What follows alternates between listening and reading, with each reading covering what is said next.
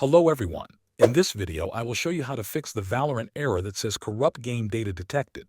First, make sure your Windows system files are not corrupted. Press the Windows key, type Command Prompt, then right-click it and select Run as Administrator. In the black window that opens, type the following command exactly as it is and press Enter. This command will scan and repair any damaged system files that might be causing the error. Wait until the process completes fully before closing the window. After that, it's time to clear out temporary files. Press Windows plus R on your keyboard to open the Run dialog. Type %10% and press Enter. A folder will open containing temporary files. Select all the files and delete them. Some files may not delete because they are currently in use, so skip those. Next, you need to go to the local folder manually. Press Windows plus E to open File Explorer.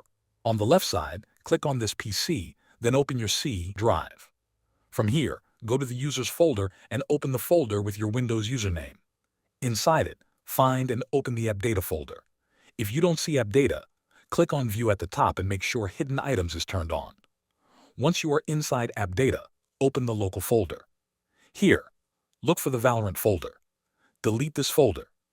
This step removes old or corrupted temporary data that may be causing the corrupt game data detected error.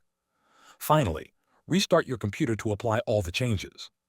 Once your system starts again, open the Riot client and launch Valorant.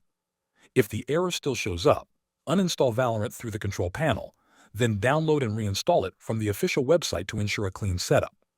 This usually solves the corrupt game data detected problem completely. Thanks for watching.